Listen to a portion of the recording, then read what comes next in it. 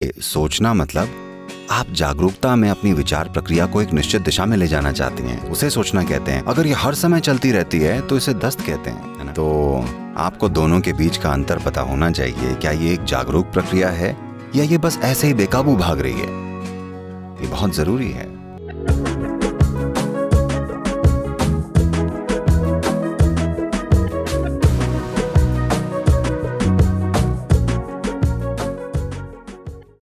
मैं खुद को जरूरत से ज्यादा सोचने से कैसे रोकूं? क्योंकि कई बार इससे काम टालने की आदत पड़ जाती है। ओह, ये सवाल पॉपुलर है। देखिए, मान लीजिए आप ड्राइव कर रही हैं और सामने विंडशील्ड में देखने के बजाय आप पीछे वाले शीशे में देखकर गाड़ी चलाएं, पीछे देखने वाले शीशे में। तो मुझे लगता है आपको रिवर्स गियर में होना चाहिए, ना कि टॉप गियर में। हेलो? तो ये सारी इंट्रोस्पेक्शन वाली बकवासें आपको अंग्रेजों से मिली हैं, वो इसे लेकर आए थे। इस देश में हम इंट्रोस्पेक्शन पर विश्वास नहीं करते, क्योंकि देखिए, आप अपनी ही बकवास को समझने की कोशिश कर रही हैं। ये ऐसे काम नहीं करने वाला। अगर आप इससे एक दूरी बनाकर रखें तो आप साफ जान लेंगे कि ये क्या है। आपको इसके बारे में सोचने की जरूरत नहीं है। ये कुछ ऐसा है, मान लीजिए आज रात आपको दिल्ली एयरपोर्ट से फ्लाइट लेनी है, आपको जाना है। तो आपका फ्लाइट टाइम नजदीक आ रहा है, पर एक बड़ा ट्रैफिक जाम लगा हुआ है। आपको ट्रैफिक जाम कैसा लगेगा? बुरा लगेगा ना, भले ही आप अपनी सपनों वाली गाड़ी में बैठी हो, ठीक है ना? अब जैसे तैसे आप एयरपोर्ट पहुंची, प्लेन में बैठी और वो उड़ गया। अब आप ऊपर पहुंचे और फिर आपने नीचे देखा, अब भी जाम लगा था। अब ये कितना सुंदर लग रहा है, सफेद और लाल रोशनियों की लड़ियों जैसा। ये सच में सुंदर होता है। आपने इसे देखा है? हाँ, हुआ बस इतना है कि थोड़ी सी दूरी हो गई है ना? एक बार अगर थोड़ी सी दूरी बन जाए, अब ये समस्या नहीं होती। आपको पता है कि इसे कैसे संभालना है। और बड़े बड़े एहसास ऐसे ही होते हैं। देखिए, अभी भी मैं जानता हूं आप एक इंजीनियर हैं, पर अगर मैं आपको इस स्टेज पर इधर से उधर चलने को कहूं और कहूं कि पता लगाइए कि ये धरती गोल है या चपटी, आपका अनुभव क्या कहता है? चपटी है। चपटी है ना? चपटी है। ये बहस और 1000 सालों तक चलती रहती। ये खत्म हो गई क्योंकि हम महासागरों को पार करने लगे। तब हम देख पाए ये गोल जैसी लग रही है। फिर हमने उड़ना शुरू किया और आकार साफ नजर आने लगा। फिर हम गए और चांद पर जाकर खड़े हो गए और नीचे देखा। अब ये 100% स्पष्ट था। ये कितनी आसान सी चीज थी, लेकिन हम नहीं देख पा रहे थे जब तक हम धरती पर चल रहे थे, है ना? ये वही बात है। आपके मन की प्रकृति, आपके जीवन के इन उपकरणों की प्रकृति, जिसे हम शरीर और मन कहते हैं। योग में हम शरीर और मन नहीं कहते। एक भौतिक शरीर है और एक मानसिक शरीर है, क्योंकि मन केवल दुर्भाग्य से यूरोपियन आइडिया है कि मन यहां बैठा हुआ है। नहीं। Essentially, you call something mind because there's a certain volume of intelligence and memory. That's what you're calling as mind, isn't it? असल में आप किसी चीज को मन कहते हैं क्योंकि उसमें एक खास मात्रा में बुद्धि और याददाश्त है, इसलिए आप उसे मन कह रहे हैं, है ना? आपको याद है कि 5 पीढ़ी पहले आपकी परदादी कैसी दिखती थी? नहीं, पर उनकी नाक आपके चेहरे पर बैठी हुई है। हाँ या ना?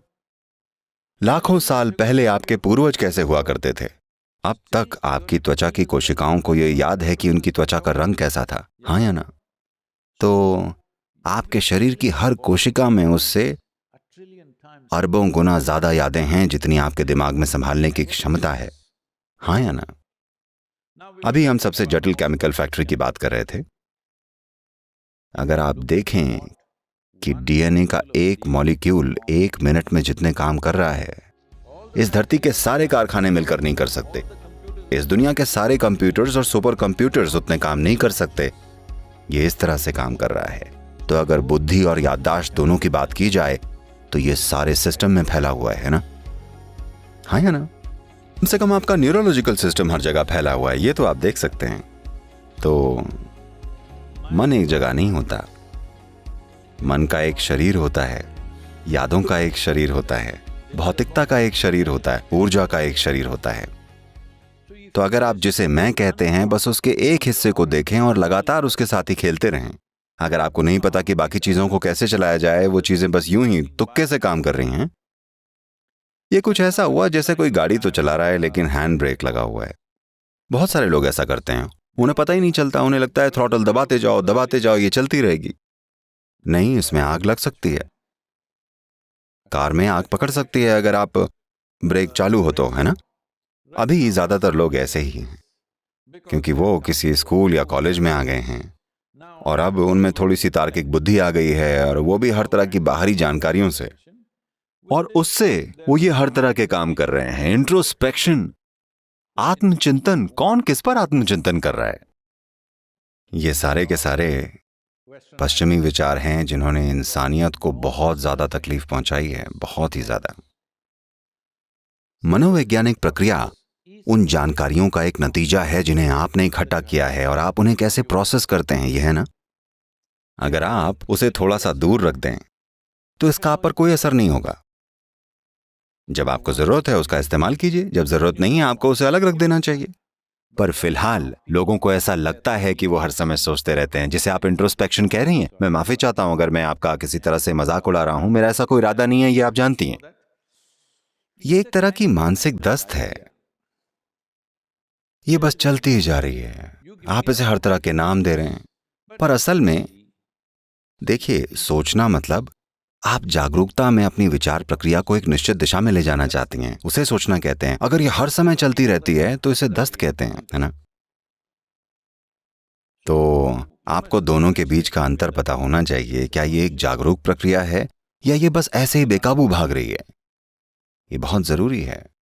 तो आत्मचिंतन का मतलब है पीछे की ओर देखने वाला जीवन का शीशा।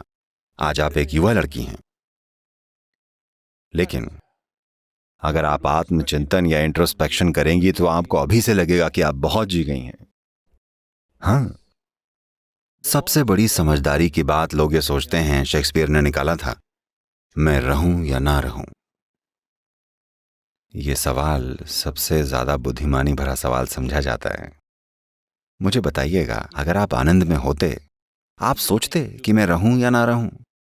केवल अगर आप दुखी हों तो, केवल तब जब आप जीवन को बोझ समझ रहे हों तभी आप ये सोचेंगे कि मैं रहूं या ना रहूं, है ना। तो कई मायनों में आपका आत्मचिंतन, चाहे आप ये थोड़ा थोड़ा करके कर रहे हों या ज्यादा, ये दिमागी बीमारियों की बुनियाद है, क्योंकि आप उस कचरे के डिब्बे में समाधान ढूंढने की कोशिश कर रहे हैं जिसको आप अपना मन कहते हैं। वहां है क्या? केवल वही जो आप में 5 इंद्रियों के माध्यम से आया है और कुछ भी नहीं। अगर आप कुछ नया ढूंढ रहे हैं तो मैं आपको ये बता दूं, अभी आप एक कंप्यूटर इंजीनियर हैं, बनने वाली हैं, राइट? बन चुकी हैं? बनने वाली हूँ। ओके। क्या आपका कंप्यूटर उसमें डाली गई जानकारी के आगे कुछ भी कर पाता है? ऐसा ही आपके मन के साथ भी है। ये शरीर एक गणना की प्रक्रिया है, शायद उन कंप्यूटर से कहीं ज्यादा जटिल जिन्हें आप चला रहे हैं, पर असल में ये एक गणना करने वाला काम ही है। बिना जानकारी के ये काम नहीं करता। तो अगर आपको जानकारी पता है, आपने ही ये सॉफ्टवेयर लिखा है, आपको इसका डेटा पता है, तो आपको पता होगा कि ये क्या कर सकता है और क्या नहीं। तो उसमें आत्मचिंतन क्या करना है? तो क्या मैं ज्यादा सोच रही हूं या आत्मचिंतन कर रही हूं? दोनों की जरूरत नहीं है। आपको चीजों को देखने के लिए और स्पष्टता की जरूरत है। अगर आप किसी चीज को देखें, उसे उतनी ही स्पष्टता से देख सकें जैसी वो सच में है, तब किसी चीज के लिए आत्मचिंतन की जरूरत नहीं है। एक बार फिर मैं आपको ये याद दिला रहा हूं, अभी आप युवा हैं, पर ये चलेगा ना? मैं नहीं कह रहा हूं कि आप बच्ची हैं, मैं कह रहा हूं अभी आप एक युवा लड़की हैं। वैसे मेरी नजर में आप एक बच्ची ही हैं। तो मैं बस आपको ये बता रहा हूं, देखिए किसी की जिंदगी कितनी लंबी है, ये अगर आपके अनुभव के संदर्भ में बात करें तो, ना कि आपकी उम्र के। आपने कभी इस पर गौर किया है, किसी एक दिन जब आप बड़ी खुश होती हैं, 24 घंटे एक पल जैसे निकल जाते हैं, ऐसा होता है ना? किसी और दिन आप थोड़े निराश हैं, 24 घंटे 1000 साल जैसे लगते हैं। हाँ, तो सिर्फ दुखी लोग लंबी जिंदगी जीते हैं। अगर आप आनंद में हैं तो ये पूरी हो जाती है इससे पहले कि आप समझ पाएं कि हो क्या रहा है। इससे पहले कि आप समझ पाए ये सब किस लिए था, अंतिम संस्कार। हाँ, मुझे ऐसा लगता है जैसे मैं ऐसा फील करता हूँ जैसे मैं परसों ही पैदा हुआ था। देखिए मुझे।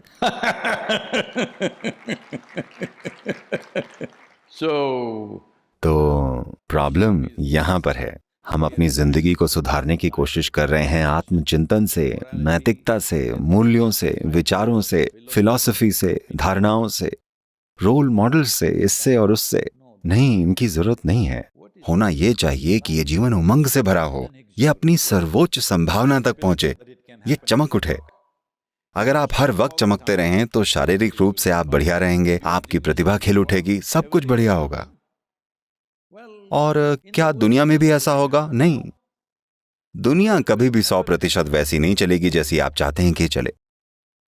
क्योंकि आप तीनों युवा हैं, इसलिए मैं आपको ये बता रहा हूं, और यहाँ बहुत से युवा हैं, मैं आप सभी को ये बता रहा हूं, क्योंकि आप में बहुतों ने ये सपना संजो रखा होगा कि आपको एक आदर्श इंसान मिल जाएगा, आपके जीवन में एक परफेक्ट इंसान, लड़का या लड़की, जो भी। मैं आपके रोमांस को खत्म करने की कोशिश नहीं कर रहा हूं, मैं बस इतना बता रहा हूं कि आपको बड़ी गहरी निराशा होगी। क्योंकि यहां कई लोग कह रहे हैं कि वो मथुरा से हैं। कृष्ण सबसे अद्भुत पुरुष, उनकी पत्नियां हमेशा शिकायत करती रहती थीं। इसलिए नहीं कि उनमें कुछ गलत था, क्योंकि इस सृष्टि की प्रकृति ही ऐसी है कि दुनिया में कोई भी ठीक वैसा नहीं हो सकता जैसा कि आप चाहते हैं, हाँ या ना? तो एक ऑप्शन है, ये एक व्यक्ति, आप इस व्यक्ति को वैसा बना सकते हैं जैसा आप चाहते हैं। अगर आप ये एक चीज कर लें तो इन सब चीजों की जरूरत ही क्या है? आपको बस इतना ही करना है। आप एक इंजीनियर हैं, आपको थोड़ी सी इंजीनियरिंग करनी चाहिए, इनर इंजीनियरिंग, ताकि ये वाला बिल्कुल वैसा काम करे जैसा आप चाहते हैं। दुनिया के लिए हम अपना बेस्ट करेंगे।